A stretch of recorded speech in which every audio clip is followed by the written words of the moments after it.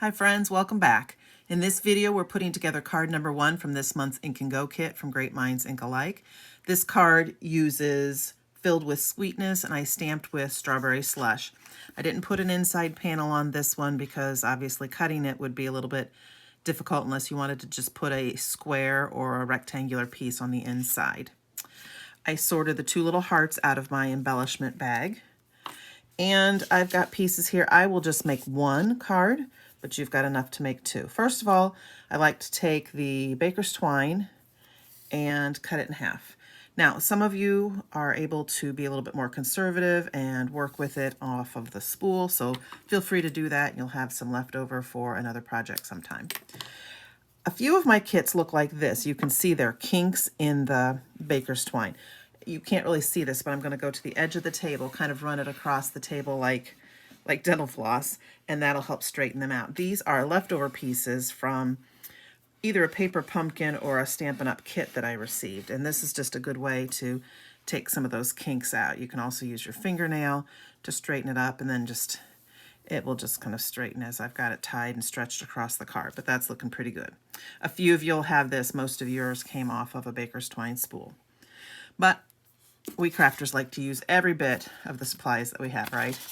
Okay, so this one I die cut it. It put the score in it. So you can just fold it in half on that score line. I did not fold it for your kit because it fit in just fine. I cut pieces of this floral DSP and I cut them too long. I didn't want to cut them exactly because it just kind of depended on how you fold it. I didn't want it to be a little bit too short. So I'm going to go ahead and attach this, and then I will trim it to be the proper size. So just right through the middle. I like to use my grid paper to help me keep things straight sometimes. Maybe I'll go just a smidge below the middle since I'm going to have the lid. But now I'm using my lines over here to be sure that I'm straight. And then I'll just trim off the extra.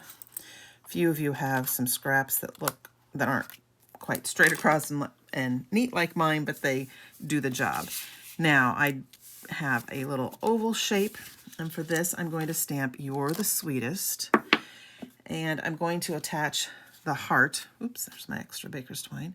I'm going to attach the heart at the bottom. So whatever greeting you're putting in, just allow some room for the heart if you want to include that. I'll set it up there. Okay, some Strawberry Slush and "You're the Sweetest."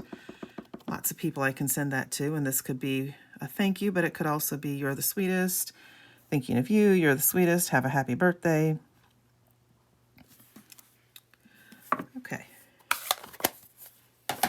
Strawberry Slush is an in color, and one of my favorite in colors. I will miss that one next year when it's gone. All right, I think I'll just put my dot right here where I want the heart to be instead of on the heart, and just set the heart down in it.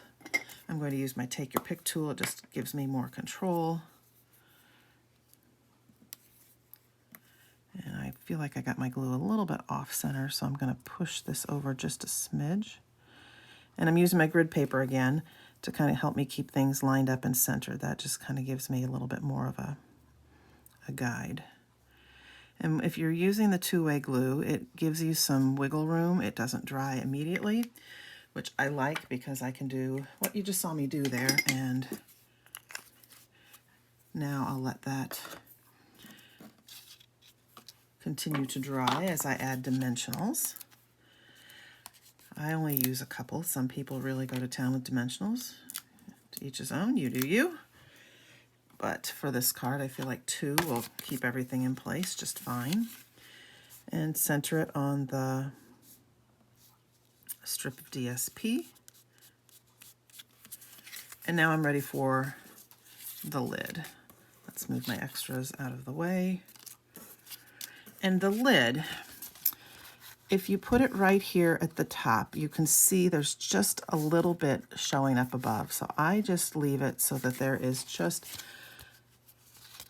a little tiny bit showing up above, just to keep that hidden. So you can use whatever adhesive you like. I'm going to use just my Stampin' Seal, and I just want to position it so that I don't see any of the pink showing, any of the strawberry, oops, any of the strawberry slush showing from underneath. And then I'll turn it over before I really seal it firmly and just check from the back side. Okay. And then you can add your ribbon. Now this just gets tied around the front, but they're nice indentation. There is a nice indentation there, so that's easy enough to do. I tied mine so the bow is a little bit off center, but that can be a preference for sure. And I try to include enough baker's twine so that you have enough. You know what? Since I have an audience here, I'm just going to go ahead and tie a knot so that doesn't move on me. I don't always do that, but in this case, I feel the pressure of the video.